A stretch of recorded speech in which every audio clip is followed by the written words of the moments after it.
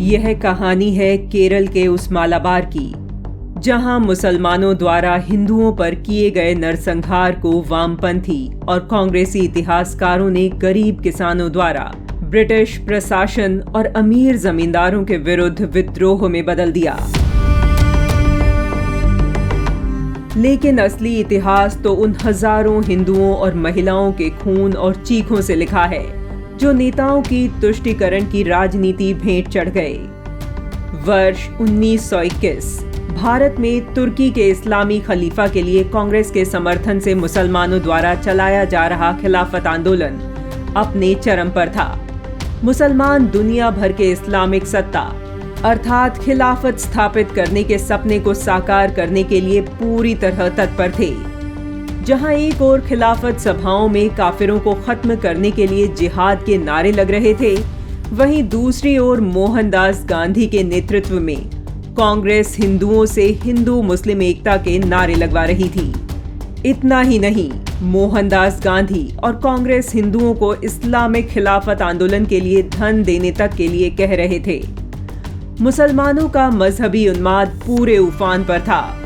मुसलमान नेता इस्लामिक देशों के धड़ाधड़ दौरे कर रहे थे और भारत पर हमला करके यहां खिलाफत स्थापित करने के लिए उनसे अपील कर रहे थे।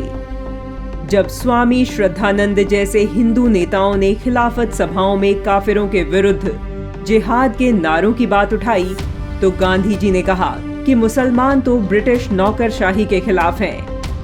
तब स्वामी श्रद्धानंद ने कहा, जब मुस्लिम मौलानाओं के मन में उल्टी भावनाएं आ गई हैं, तो उन्हें इस हिंसा का इस्तेमाल हिंदुओं के विरुद्ध करने से कोई नहीं रोक सकेगा।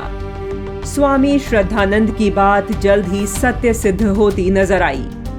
पंजाब से खिलाफत आंदोलन का एक प्रमुख सूत्रधार अल्लाह बख्श केरल के मालाबार में आया हुआ था।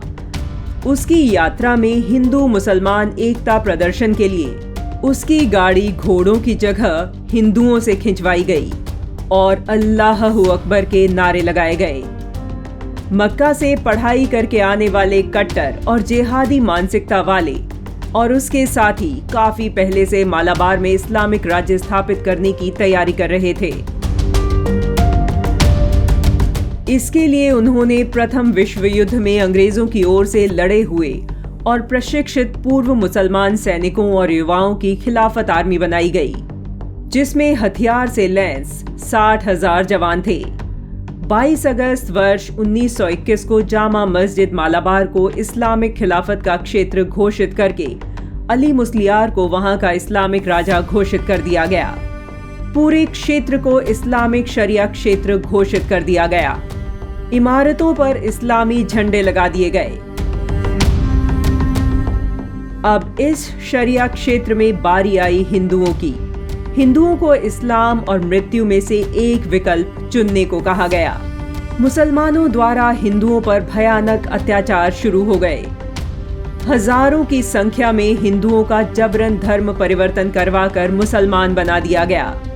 जिन हिंदुओं ने मुसलमान बनना स्वीकार नहीं किया, उन्हें मार दिया गया, उनके घरों को लूटा गया और आग लगा दी गई।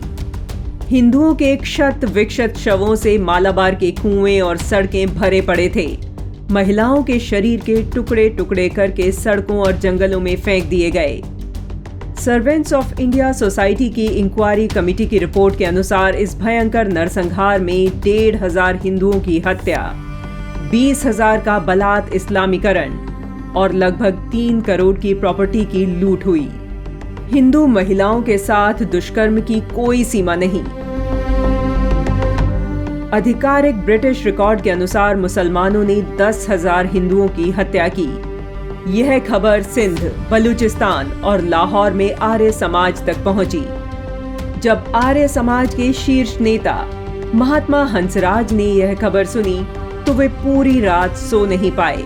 उन्होंने कहा, जागृति के इस समय में भी किसी को जबरन इस्लाम में परिवर्तित करना हमारे लिए एक बड़ी चुनौती है और हम इस चुनौती का सामना करेंगे। उन्होंने तुरंत एक आपातकालीन बैठक बुलाई। डीएवी कॉलेज लाहौर से स्नातक आर्य प्रचारक पंडित ऋषिराम ने अगले दिन कुछ आर्य कार्यकर्ताओं को राहत कार्य करने के लिए मालाबार भेजा। आर्य समाज के कार्यकर्ताओं ने दंगा प्रभावित क्षेत्रों में बहादुरी से प्रवेश कर कोझिकोड और पोन्नानी में केंद्र स्थापित किए और मुस्लिम बने हिंदुओं का तेजी से शुद्धिकरण कर घर वापसी का कार्य शुरू कर दिया। इसके अलावा पीड़ितों को दवा, भोजन और कपड़े भी उपलब्ध कराए।